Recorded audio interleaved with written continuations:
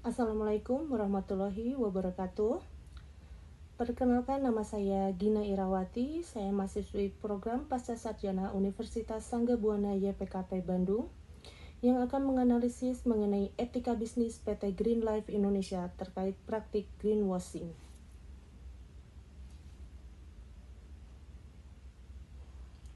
Ringkasan kasus PT Green Life Indonesia, kontradiksi antara branding dan operasional. PT Green Life Indonesia selama 5 tahun membangun citra positif melalui slogan 100% ramah lingkungan. Namun investigasi media mengungkap bahwa operasional perusahaan sangat bertolak belakang. Kegagalan pengelolaan limbah plastik. Fakta menunjukkan bahwa lebih dari 80% limbah plastik perusahaan tidak pernah dikelola kembali. Keterlibatan dalam polusi lingkungan. Perusahaan terbukti masih menjalin kerjasama dengan pemasok yang melakukan pembuangan limbah secara ilegal ke sungai. Kurangnya transparansi dalam pelaporan.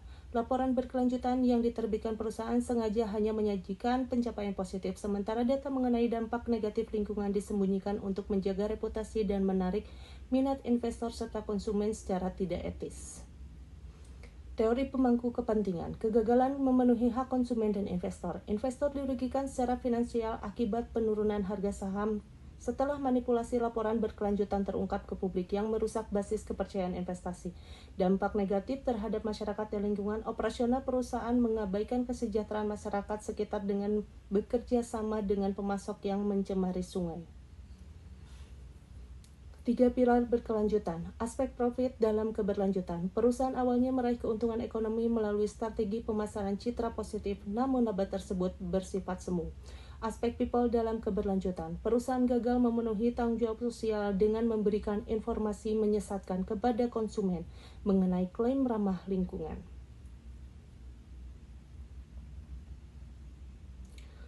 Aspek planet dalam keberlanjutan. Kegagalan terbesar terjadi pada pilar lingkungan di mana lebih 80% limbah plastik tidak didaur ulang dan pemasok masih mencemari sungai.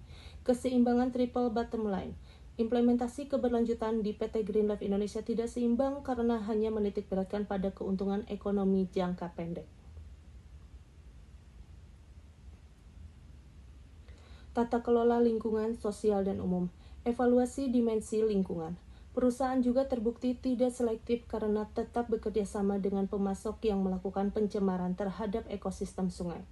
Tinjauan aspek sosial, perusahaan gagal membangun hubungan yang sehat dan etis dengan konsumen serta masyarakat luas.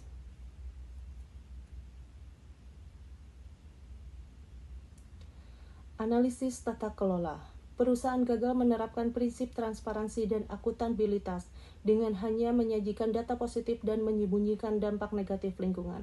Relevansi prinsip keberlanjutan. Ketidaksesuaian antara citra yang dibangun dengan praktik nyata menunjukkan rendahnya komitmen terhadap integrasi ESG. Implementasi prinsip Good Corporate Governance. Perusahaan gagal menerapkan aspek transparansi dan akuntabilitas karena tidak mengungkapkan kondisi lingkungan secara lengkap. Kelemahan pengawasan manajemen. Direksi menunjukkan rendahnya komitmen etika dengan menganggap manipulasi citra melalui praktik greenwashing sebagai strategi pemasaran yang wajar. Pelanggaran prinsip kewajaran dan responsibilitas. Manajemen tidak memberikan informasi yang adil kepada investor dan konsumen. Pentingnya penguatan fungsi audit dan komite. Lemahnya tata kelola memerlukan perbaikan mendasar melalui pembentukan komite ESG yang independen.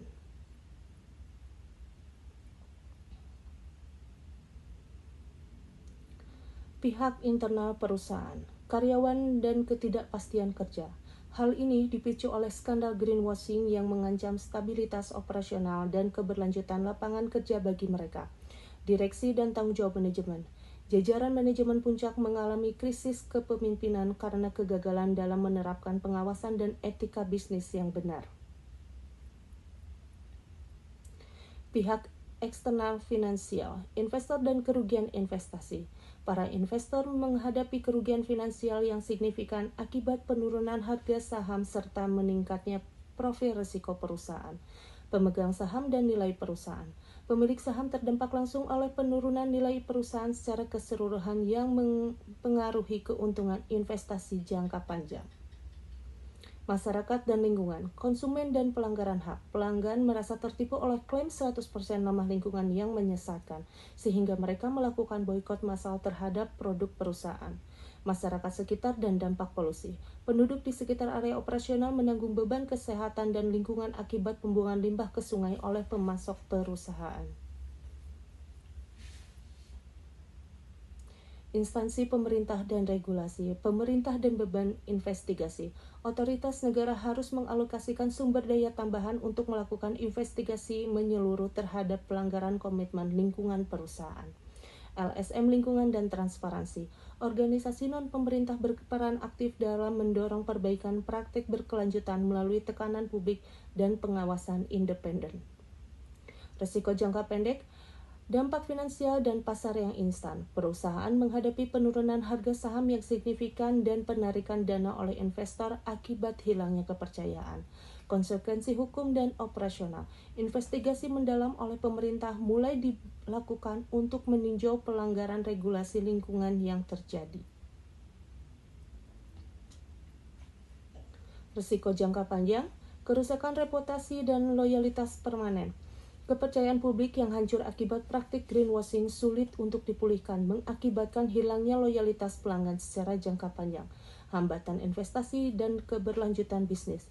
Risiko paling fatal mencakup potensi pencabutan izin usaha secara permanen jika audit lingkungan terus menunjukkan pelanggaran serius. Solusi alternatif yang harus dilakukan yaitu permintaan maaf kepada publik dan pengakuan kesalahan, pelaksanaan audit lingkungan oleh pihak independen, restrukturisasi sistem pengelolaan limbah dan rantai pasok, penguatan tata kelola melalui komite ESG dan pelatihan etika.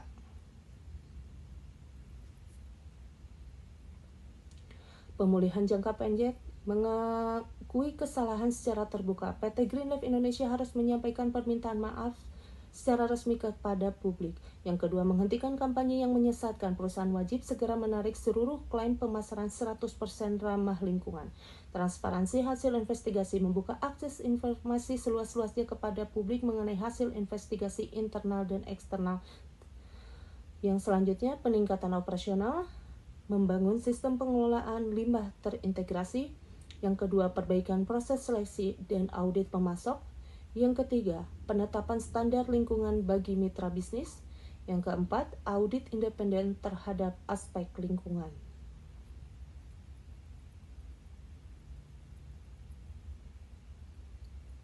Memperkuat tata kelola pemerintahan, meningkatkan fungsi audit internal dan independen, membentuk komite keberlanjutan dan ESG khusus, menerapkan sistem pelaporan pelanggaran whistleblowing system, menyelenggarakan pelatihan etika bisnis bagi manajemen.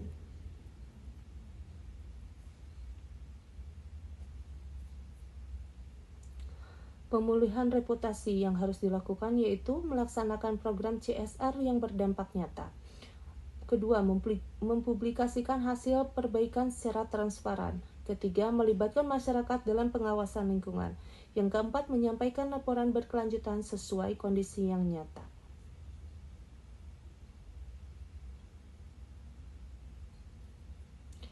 Kesimpulan yang dapat diambil yaitu mengintegrasikan nilai etika dalam strategi operasional, membangun transparansi melalui pelaporan yang akurat, menyeimbangkan aspek profit, people, dan planet.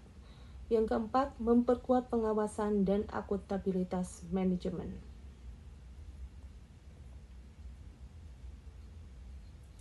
Baik, demikian pemaparan hasil analisis mengenai PT Green Life Indonesia. Mohon maaf apabila terdapat kekurangan. Wabillahi taufiq wal hidayah. Wassalamualaikum warahmatullahi wabarakatuh. Terima kasih.